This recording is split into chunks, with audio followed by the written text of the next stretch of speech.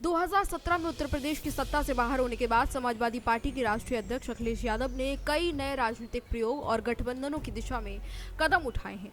2017 की हार के बाद उन्होंने ठाकुर बनाम ब्राह्मण की राजनीति को अपनाया था, लेकिन इस रणनीति ने 2019 के लोकसभा चुनावों में और 2022 के विधानसभा चुनावों में उनको कोई खास सफलता नहीं दिलाई। ऐसे में 2024 के लोकसभा चुनाव में पीडीएफ फॉर्मूले के तहत जब अखिलेश यादव को 37 सीटें जीतने का मौका मिला, तो इसी राजनीतिक प्रयोग को उन्होंने आगे बढ़ाने का फैसला किया। इस बारे में दलित बनाम ठाकुर के मुद्दे को आगे बढ़ा रहे हैं वो, और इसी बीच इटावा में कथावाचक के साथ हुई बदसलूकी के मामले को लेकर अब अखिलेश यादव पर कई आरोप लग रहे हैं। अखिलेश यादव पर आरोप लग रहा है कि वो यादव बनाम ब्राह्मण की राजनीति करने की कोशिश कर रहे हैं। इस रणनीति के कारण बीजेपी उन पर जातिगत रणनीति करने का आरोप लगा रही है। हालांकि इस नए प्रयोग में अखिलेश यादव अभी भी दुविधा में नजर आ रहे हैं। वे पीडीए में एक को अल्पसंख्यक बताते हैं और लेकिन वो ठाकुर और ब्राह्मण का वोट भी चाह रहे हैं। ऐसे में अखिलेश यादव के लिए संतुलित राजनीति करना काफी चुनौतीपूर्ण हो रहा है, क्योंकि अगर वे यादव और ब्राह्मण विवाद में ब्राह्मणों का समर्थन करते हैं तो उनका कोर वोट बैंक यानी कि यादव वोट बैंक उनसे नाराज हो सकता है। यही कारण है कि उनके 52वें जन्मदिन पर जो पोस्टर लगे थे उसमें लिखा गया था कि हम जातिवादी नहीं पीडीएवादी हैं। बता दें कि बीजेपी ने इस पोस्टर पर करारा पलटवार किया है। लखनऊ में बीजेपी युवा मोर्चा के महामंत्री अमित त्रिपाठी ने ऐसे पोस्टर लगाए जिनमें उन्होंने अखिलेश यादव पर तीखे आरोप लगाए हैं। पोस्टर में उन्होंने बहुत कुछ लिखा, जिसके थ्रू उन्होंने अखिलेश यादव पर निशाना साधा है। पोस्टर में लिखा गया था कि दलितों से लाभ लेने वाले, ब्राह्मणों के नाम पर वोट लेने वाले, पिछड़ों को वोट बैंक समझने वाले, गुंडों और माफियाओं के समर्थन में रहने वाले और उत्तर प्रदेश को अपराधी प्रदेश बनाने वाले नेता को जन्मदिन की शुभकामनाएं।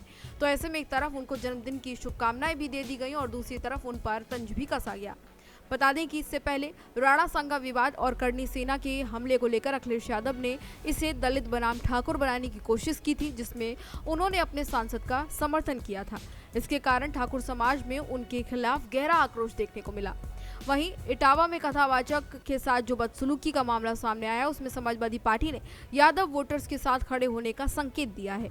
फिर भी अखिलेश यादव के लिए बड़ी चुनौती ये है कि बीजेपी लगातार ये बताने की कोशिश कर रही है कि समाजवादी पार्टी नॉन ओबीसी और स्वर्ण जातियों को तवज्जो नहीं देती।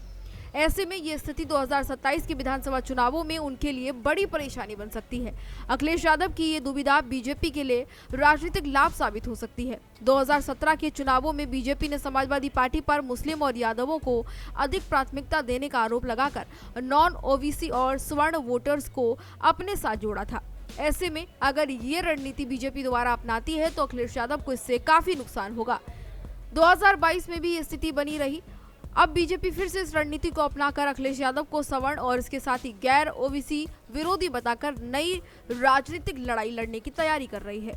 ऐसे में जो पूरा मामला है वो इसी पर है कि किस तरीके से अखिलेश यादव अब पीडीए को लोगों के सामने रखते हैं। एक तरफ उनके सामने यादव वोट बैंक है और दूसरी तरफ अगर बात की जाए तो पीडीएफ फॉर्मूला जो अखिलेश यादव लगातार कहते नजर आए हैं, उसमें ए का क्या रोल है वो अखिलेश यादव को तय करना होगा। वो किसकी तरफ जाना चाहते हैं, क्या उनको ठाकुर और ब्राह्मणों का वोट भी चाहिए, अगर चाहिए तो उनके लिए अखिलेश यादव किस तरीके से अपनी पार्टी का स्टैंड क्लियर करेंगे, ये देखने वाली बात होगी।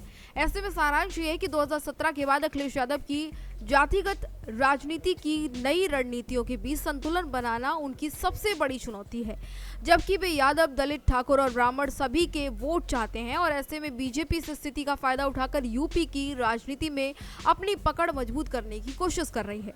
2027 के चुनाव तक ये मुद्दा और भी गरमाने वाला है। ऐसे में अखिलेश यादव किस तरीके से संतुलित राजनीति करेंगे ये आने वाले समय में साफ होगा। क्या बीजेपी हर बार की तरह ब्राह्मण और ठाकुर वोट बैंक का इस बार भी फायदा उठाएगी और अखिलेश यादव को चोट पहुंचाएगी, ये देखने वाली बात होगी। फिलहाल इस जानकारी में इतना ही। इसी तरह की तमाम और जानकारियों के लिए देखते रहिए भारत एक्सप्रेस यूपी।